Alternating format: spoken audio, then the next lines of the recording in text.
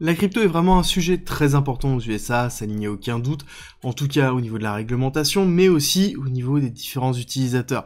On voit qu'il y a des prises de position très fortes, même de Robinhood, qui n'est qu'un broker à proprement parler, qui n'est pas lié directement à la crypto, considère que la crypto est importante. Il y a quelque chose qui est en train de se changer, et je pense que ça va devenir un sujet au niveau des élections américaines, un sujet important quand on voit les différentes déclarations de Trump, et pour nous, les USA sont importants pour la crypto. Et oui, il ne faut pas oublier que malheureusement, la majeure partie du volume vient des USA et c'est ce qui drive actuellement le marché et pour nous, c'est important. Bonjour, c'est Cryptolyse, je suis entrepreneur depuis 2010, je fais du trading depuis 2011, je suis dans la crypto depuis 2017 et je décomplexifie le marché et la technologie pour en extraire réellement les opportunités. Et aujourd'hui, on va parler toujours un petit peu réglementation, mais surtout on va mettre le point sur l'impact de la réglementation et des USA sur la crypto et à quel point on a besoin des USA dans cette crypto et à quel point la crypto est importante aux USA parce que c'est un dilemme qui est très important. Et on va commencer au niveau de la discussion sur Ethereum, parce que c'est aussi le cheval de bataille, on sait qu'on a un ETF spot Ethereum qui est en attente de validation, et peut-être les actions qu'il y a au niveau de la SEC sont timées de cette façon-là, sont timées pour mettre une pression autour de la notion de securities sur les différentes cryptos, mais aussi sur Ethereum.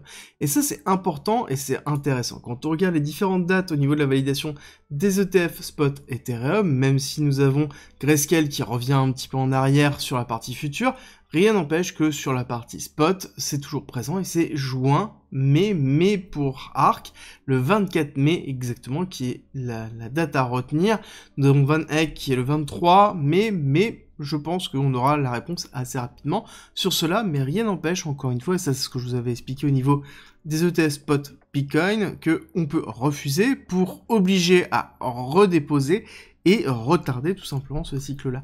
Pourquoi actuellement on a une problématique de ce côté? À savoir que le point d'accroche de validation de l'ETF spot Bitcoin, historiquement, c'était le fait que ça existait en futur. Si ça existe en futur, pourquoi ça n'existerait pas en spot? C'est la même chose si on accepte qu'un actif soit traqué, à ce moment-là, autant qu'il soit traqué directement en spot et non pas en futur pour éviter les décalages, pour éviter tout ce qui peut être lié. Et on voit maintenant que technologiquement, nous sommes capables de pouvoir le faire en Bitcoin, donc il n'y a plus de questions comme on pouvait avoir de notion de détention des actifs et de protection contre la manipulation, parce qu'avec Bitcoin, ça a été acté. Mais concrètement, pourquoi on retarde ça? Est-ce que ça a à voir avec la notion de est-ce que Ethereum est une securities? Est-ce que la SEC a réellement un poids là-dessus à dire? En fait, on s'en fiche parce que securities, ça veut simplement dire que c'est une action, c'est un actif qui est lié à l'investissement. Oui, il y a des règles, mais je veux dire qu'on a des ETF qui sont bien sur le S&P 500, donc qui sont bien basés sur des indices, qui sont basés eux-mêmes sur des actions, donc sur des securities. Et c'est pour ça que là-dessus, on doit prendre énormément de recul. Il n'y a pas d'impact au fait que ce soit de la securities pour la validation des ETF. Par contre, je pense qu'il y a une volonté de se dire, avant de valider ces ETF-là, je dois statuer autant que possible si c'est des securities ou non pour éviter que le marché s'emballe et éviter l'accessibilité de ces cryptos au marché américain. Et le marché américain, pour nous, est vraiment très important, et pas que pour nous, pour les Américains aussi. En tout cas, c'est ce que Robinhood explique, c'est que les cryptos sont en train de devenir vraiment très importantes, et que on doit donner l'accessibilité au peuple américain à ces cryptos. Et ça, c'est vraiment important, surtout que Robinhood s'est fait attaquer, en tout cas, a énormément de pression de la part de la SEC sur le fait qu'ils proposent des cryptos, le fait qu'ils proposent des cryptos qui peuvent être potentiellement des securities. Et malgré le fait que principalement Robinhood a fait tout ce qui était nécessaire pour rentrer en compliance, pour être dans le cadre obligatoire de ce que demandait la SEC, malgré ça, elle a reçu une lettre disant qu'il n'était pas conforme et que peut-être, encore une fois on retient bien le peut-être, la SEC allait mettre en place des actions contre Robinhood. Encore une fois, le peut-être étant énorme. Alors, qu'est-ce que sont ces actions? Pourquoi ça impacte les cryptos? Ces actions, ça peut être en effet des procès, ça peut être des amendes, ça peut être une obligation de retirer certaines cryptos.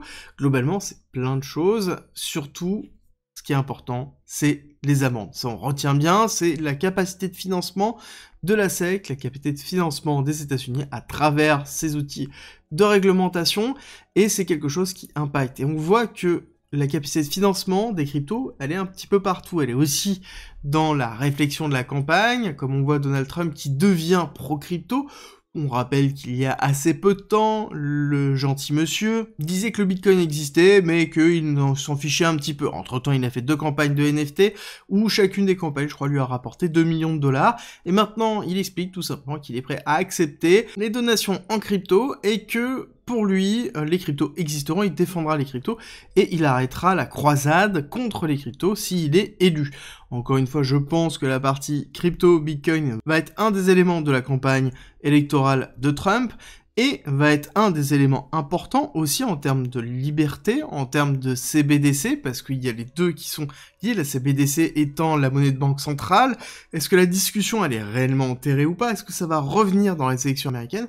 Mais en tout cas, la crypto et la partie digitale de l'accès à l'argent va être important dans les élections américaines, et nous, on va attendre les élections américaines.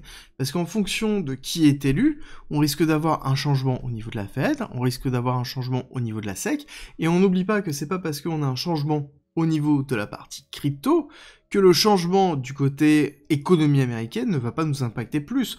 On rappelle que nous sommes fortement liés au S&P 500, fortement liés à l'économie américaine, et si les actions sur l'économie ne sont pas bonnes, bah à ce moment-là, on s'enfoncera, peu importe qu'on ait un cadre de réglementation ou non. Et donc il faut, encore une fois, prendre du recul un maximum par rapport à tout ce qui est en train de se passer. Et justement, ce recul, on va le prendre avec une vue weekly, parce que nous sommes en train de clôturer sur le CME la semaine, et on va aborder le Bitcoin et les crypto-monnaies. Mais avant, si vous voulez me soutenir, c'est très simple, likez, partagez et abonnez-vous. Surtout abonnez-vous, plus de 50% des personnes qui regardent la chaîne ne sont pas abonnées, donc si vous n'êtes pas abonné et que vous aimez mon contenu, n'hésitez pas, juste un petit clic, et ça me fait excessivement plaisir. Alors, sur la partie Bitcoin, oui, nous sommes en clôture weekly, donc on prend du recul, et ce qui est intéressant de voir, c'est que cette clôture est vraiment très importante. Pourquoi? Parce que la semaine dernière, on a eu une clôture dans laquelle on a ravalé quasiment 60% de la bougie, et ça c'est très important. Ça veut dire qu'on a maintenu, on est allé chercher des liquidités, on est allé chercher une zone très importante qu'on ira voir tout à l'heure, mais surtout on a maintenu un niveau au-dessus de 60 000. On a clôturé au niveau de 60 000. Et encore une fois, tant qu'on reste au niveau de 60 000, ça veut dire qu'on maintient la barre 60 000, 74 000, et donc on maintient cette zone de range. Tant qu'on est dans cette zone de range, nous sommes dans cette zone de latéralisation, et c'est pour ça que la clôture weekly sur le CME est très importante. Pourquoi? Parce que, tout simplement, sur le week-end, on va avoir peut-être des mouvements, on va peut-être avoir de la volatilité, mais ça veut dire que le marché américain est clôturé. Encore une fois, le marché américain, c'est lui qui donne l'impulsion au niveau de la volatilité du BTC. C'est lui qui donne le go et le pas actuellement. Et c'est quelque chose que l'on voit énormément au niveau des différents ETF. On a très peu de mouvements au niveau des ETF. Donc, au niveau de Bitcoin, on a très peu de mouvements. Et c'est quelque chose qui est réel. Et c'est pour ça que la semaine, du lundi au vendredi, on a du mouvement. Et que généralement, le vendredi soir, on a de la volatilité, que ce soit à la hausse ou à la baisse, sur la clôture du marché américain. Et c'est là où on peut attendre une clôture peut-être au-dessus, même pourquoi pas, des 65K. On va en discuter tout à l'heure. Mais le point important à noter, c'est que ici, on a un sentiment qui est totalement différent. Quand on était à 74 000, on se posait la question, pourquoi je n'ai pas acheté, pourquoi je n'ai pas assez acheté quand on était à 50, 55, 57, 60, 65, peu importe le moment où vous êtes rentré, peu importe le moment où vous êtes posé la question, globalement, quand on est arrivé à 74, on avait cette réflexion-là. Et c'est là où c'est intéressant de faire un petit point psycho, parce que la psychologie évolue énormément dans le temps. Et c'est en fonction de cette psychologie-là que le momentum change. Nous sommes à 63 000, on était à 74, et la réflexion que l'on a là n'est pas la même. Est-ce que vous avez, par exemple, acheté quand on est allé en dessous des 60 000? Est-ce que, quand vous étiez à 74, vous vous êtes pas dit, pourquoi j'ai pas acheté à 60 000? Pourquoi j'ai pas acheté à 40 000? Est-ce que si on retourne dans ces zones-là, est-ce que vous serez capable d'acheter? Entre ce que vous dites maintenant et ce que vous ferez, il y aura peut-être un écart, parce que le momentum, l'émotion que vous avez, sera différente, et c'est là où il y a une réflexion réelle à faire. Et c'est le même principe quand on se retrouve à 63 000 par exemple ici, sur cette bougie-là, on est dans de l'euphorie. Quand on est dans cette bougie-là au même prix, on est plutôt dans une forme de léthargie qui est entre la peur, entre la dépression pour certains, en fonction de l'équilibrage de leur portefeuille, ou tout simplement l'impatience pour d'autres de repartir à la hausse ou de repartir à la baisse. Donc l'émotion est totalement différente, et n'oublions pas que nous sommes drivés par l'émotion, et c'est quelque chose que l'on doit apprendre à prendre en considération justement, et à se préparer. L'émotion est un piège, l'émotion est quelque chose qui est contre-intuitif dans tout simplement l'achat et l'investissement, et il y a quelque chose qui est important, les opportunités sont des opportunités tant qu'il y a du risque, tant que l'émotion nous dit de ne pas le faire, c'est qu'il y a peut-être une opportunité, tout est une question de gestion du risque, et c'est quelque chose qui est important à garder en tête, surtout quand on est dans une période où potentiellement on pourrait retracer, ou potentiellement repartir, c'est le principe d'un range.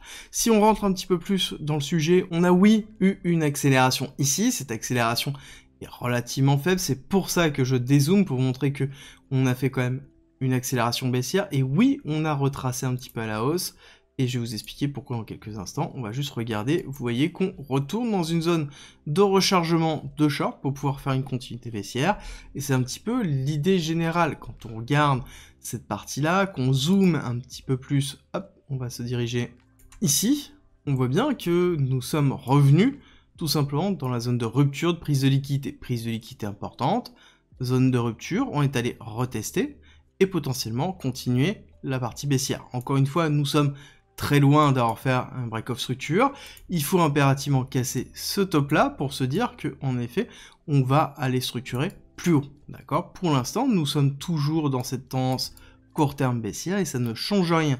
Pour changer la dynamique, il faut casser ce top-là, il faut casser au-dessus des 65 000, niveau important que j'ai expliqué tout à l'heure. Tant qu'on ne casse pas ce niveau-là, bon, en l'occurrence, les deux scénarios potentiels sont bien présents. Et encore une fois, il va falloir patienter, parce que le principe n'est pas de deviner l'avenir, mais tout simplement de se préparer à réagir en fonction des différentes zones de travail et de la réaction des prix sur ces zones de travail. Ici, on considère qu'on peut avoir une distribution de wake-up pour faire une continuité baissière, oui, mais si ça se trouve, on aura une réaccumulation, et donc on aura quelque chose qui fera ça pour repartir à la hausse, et on réagira sur le moment, d'où l'intérêt d'être présent, d'où l'intérêt de suivre, d'où l'intérêt de revenir continuellement sur ce qui se passe, voir est-ce que oui ou non le scénario qu'on a est toujours plausible, est-ce que oui ou non les éléments qui sont à notre disposition nous confirment les différents biais que l'on a en tête, et c'est comme ça que l'analyse technique nous aide tout au long de notre période d'investissement. Pour conclure, nous sommes toujours dans cette période d'instabilité. Oui, c'est une période qui est vraiment très importante. Je pense que quand je dis cette période, il faut prendre le temps, c'est-à-dire 3 à 6 mois. Encore une fois, c'est quelque chose qui est très très long, et ça nous amène où 6 mois? Ça nous amène aux élections américaines, parce que pour moi, c'est vraiment un point crucial. Crucial dans l'économie américaine, crucial pour la réglementation crypto. Entre-temps, on peut avoir une pression très très forte de la SEC, mais est-ce qu'il y aura des actions très fortes? Je ne pense pas. Je pense qu'il y aura beaucoup de peur, beaucoup de pression qui sera effectuée, mais peu de dépenses réellement réglementaires, tant qu'il n'y aura pas les élections américaines. Et en attendant, nous sommes toujours dans un range, nous sommes toujours dans une respiration du marché, qui est en même temps une respiration qui est saine. On le rappelle, nous avons cassé 74 000, nous avons passé le halving, nous sommes en train de respirer, et cette respiration a peut-être un goût différent des 63 000 qu'on a connus en mars 2024, mais en l'occurrence, c'est exactement le même prix. C'est juste que temporairement, nous sommes dans une tendance baissière, et ce que l'on cherche à maintenir, c'est les 60 000 pour rester dans ce range de réaccumulation, pour préparer l'explosion. Et je rappelle toujours, si vous avez un sentiment de risque, s'il y a du risque, c'est peut-être qu'il y a aussi une opportunité. Tout est une question de gestion de ce risque et de structuration de votre portefeuille, de structuration de vos investissements. Encore une fois, ayez une stratégie, ne réagissez pas sur l'émotion, c'est toujours l'élément le plus important, et c'est pour ça que je vous ai fait une masterclass qui est disponible gratuitement en commentaire en description, 1h30, où je vous explique tout pour pouvoir gérer les stratégies d'achat, les stratégies de vente, la partie émotionnelle, tout est disponible gratuitement en commentaire en description. Et ce sera tout pour aujourd'hui, j'espère que ça vous a plu. Si c'est le cas, n'oubliez pas de liker, partager, abonnez-vous, et on se retrouve très vite pour une nouvelle vidéo.